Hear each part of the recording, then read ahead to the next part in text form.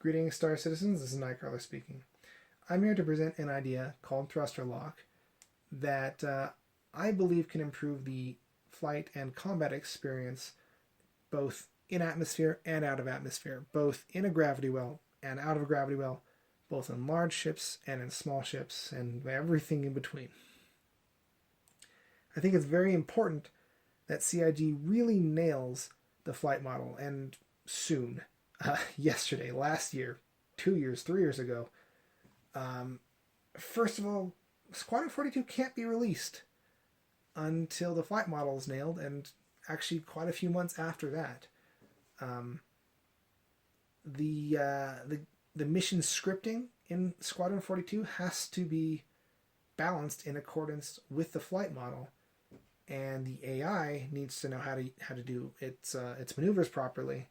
So the mission team and the AI team both need to be able to get their job done, and until there's a finalized or nearly finalized flight model and combat model, that can't be done.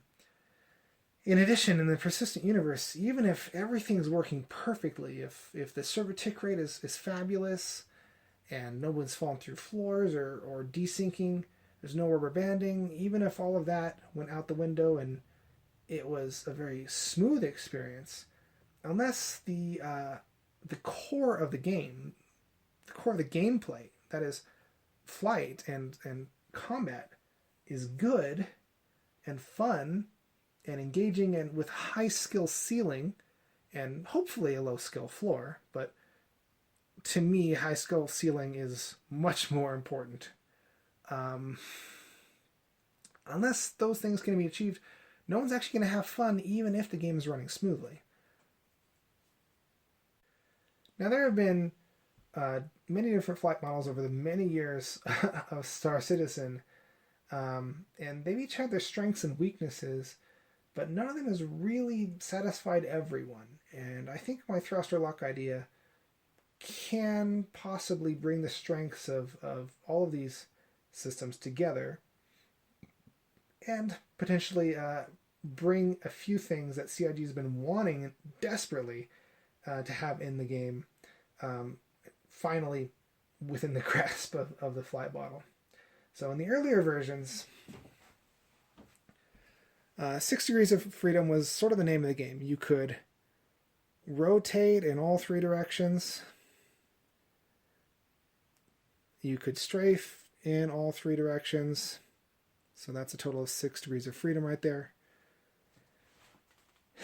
And you can still do that today. But the key difference is that in these older flight models, your thrusters were just totally overpowered. So much so that the main engines didn't actually do anything. You could turn off the main engines by going into decoupled mode and have really no impact on your performance. And you pretty much were able to just zip around like a dragonfly, or a UFO, or however you want to think about it, and it was kind of nuts. The combat in these older versions was like trying to hit, I don't know, it was like trying to hit a dragonfly from another dragonfly. And of course this benefited gimbal weapons, but it was still pretty fun for a short period of time. It was extremely active. There was pretty much no variety in the gameplay here. What was there was fun, but the experience was always, extreme changes in distance and trying to hit something that's moving incredibly quickly and unpredictably. And there was basically no such thing as a chase. If you got close to an opponent, they could just do that. Or more likely, they'd do that and then way back around. And yeah, it was fun. And it was fun to maneuver. You could make your way around the terraformers and the asteroids and the space stations and have a lot of fun with that. But it was also unrealistic, kind of stressful, and kind of illogical with the uselessness of the main thrusters. Now, the newer flight model, it still has a 6 degrees of freedom, but the thrusters are extremely weak to the point where you can't really use those thrusters to outmaneuver someone's aim. While this makes fixed weapons a bit more useful because enemies can't bounce around all over the place quite as easily, it doesn't really close the gap that much because now gimbaled weapons basically never miss. Well, auto gimbaled weapons especially never miss. So yeah, the little maneuvering you can do with your maneuvering thrusters is enough to evade fixed weapons, but pretty much nothing else. It's also pretty much impossible to evade missiles. And a lot of people out there are going to say, well, you should use countermeasures to evade missiles. And I disagree. I think countermeasures should help you evade missiles. I think it should still be a test of skill to evade missiles. I don't think you should ever be like, oh, well, I'm out of countermeasures, therefore I'm going to die because there are missiles. I have no hope. Unless it's an extremely dense asteroid field or something. It's also somewhat dull, and it really, really favors auto gimbals or gimbal assist. So my idea is called gimbal lock, and what this is it's sort of an extension of the heat system. As you use your maneuvering thrusters, they start to heat up more, and that makes them less flexible, less maneuverable, because you have, let's say for a gimbal thruster, you've got like spheres rotating inside of shells to do this sort of thing. As the thrusters start to heat up, both the outer shell expands inward and outward, and the inner shell, the inner sphere expands outward, and so they start to grind on each other a bit more.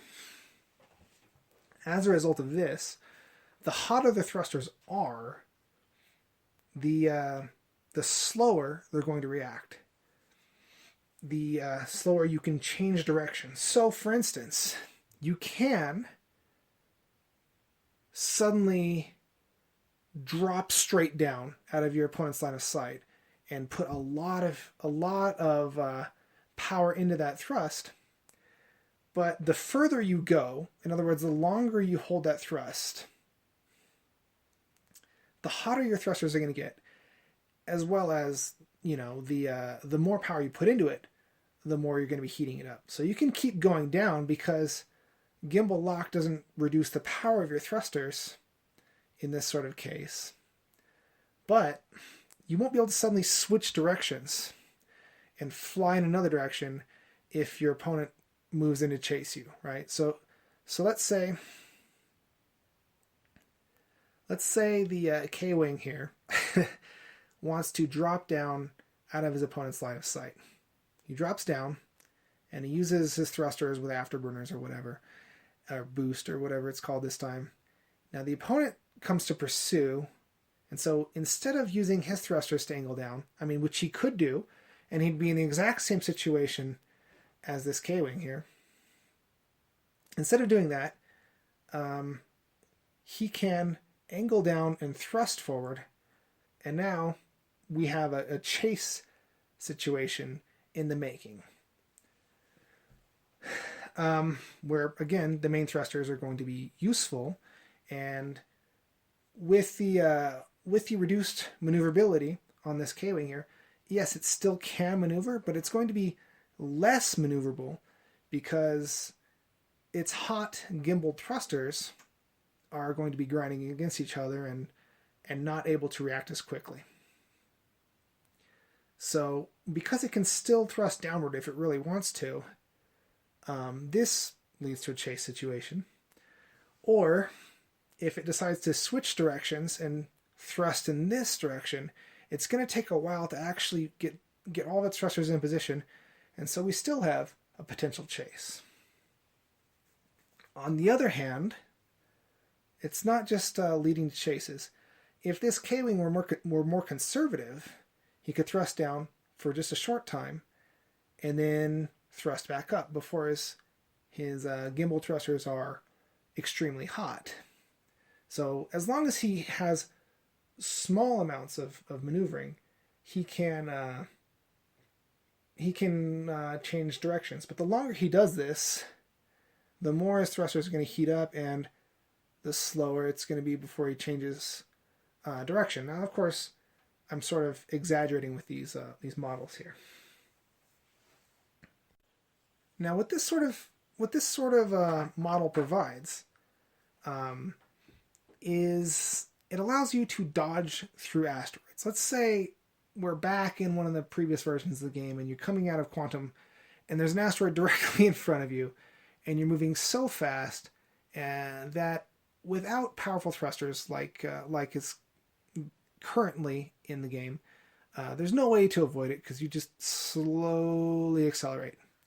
In a case like this, even in, say, a large ship coming out of Quantum, they can still thrust down really hard to avoid this large asteroid in the way, because gimbal lock only influences their ability to change directions for their thrusters to change directions and for them to be nimble, as it were, like this. It doesn't affect their ability to actually get out of the way of something. Additionally, if they're traveling through an asteroid field of smaller asteroids or debris or whatever the case is, they can still thrust a bit less to dodge smaller rocks, and the closer that they dodge those rocks, the less they're heating up their thrusters, and the longer they can avoid gimbal lock. Now this allows us to encourage more exciting dodging of debris and asteroids, or traveling between the trenches and stuff of space stations. So that's another advantage. Finally, larger ships will tend to have fewer gimbal thrusters and more joint thrusters and fixed thrusters. And these ones are going to be differentially affected by thruster lock. So fixed thrusters, of course, are not going to be affected by thruster lock at all, but you're not going to want these on small, super maneuverable craft. This will allow ships that are larger and have these fixed thrusters to still maintain maneuverability, but it's not going to be nearly as precise as a small ship. So the small ship can still sort of fly in circles a bit, just not go completely crazy in order to avoid thruster lock. And the larger ships, they can still maneuver, but it's not going to be like extremely precise maneuvering. Of course, the joint thrusters, which are sort of like cylinders sliding over each other instead of like spheres sliding under shells, they're going to be somewhere between the two. So they're going to be less affected by thruster lock, but they're also going to be less useful in providing the precision maneuvering that you would expect in a maneuverable craft. So with a system like this, you have a system where ships are still capable of maneuvering, but at long distances, they can't maneuver nearly as far and rapidly. They can maneuver quickly in one direction, which sets up a chase, or they can maneuver a little bit back and forth, and that provides less effective maneuverability at long range, because their relative movement is going to be a lot less. Now at shorter range, this maneuverability will actually still be enough. The shorter the range, the more these smaller maneuvers can be effective, and this sets up for more dynamic, complex maneuvers at short range, which allows for knife fighting and some very, very cool situations like that. This also allows for ships to dodge missiles that are coming toward them. But if enough missiles are launched, such that they're all coming from a bunch of different directions, or they're one right after another, the ship's thrusters are going to start to lock up a bit, and they're going to be less and less effective. And then you're going to have to start dropping more countermeasures and stuff like that. Personally, I think that ships should always be, well, obviously if it's torn to pieces and not maneuverable, this might not be the case, but I think the primary way of dealing with missiles should be through skill-based maneuvering. Your HUD should tell you whereabouts that missile's coming in from, and not just, like a bunch of flashing markers on your screen. It should give you an indication of where the missile's coming from, and perhaps the distance as well. And this will allow the player to maneuver to avoid it, instead of just relying on dumping a bunch of flares.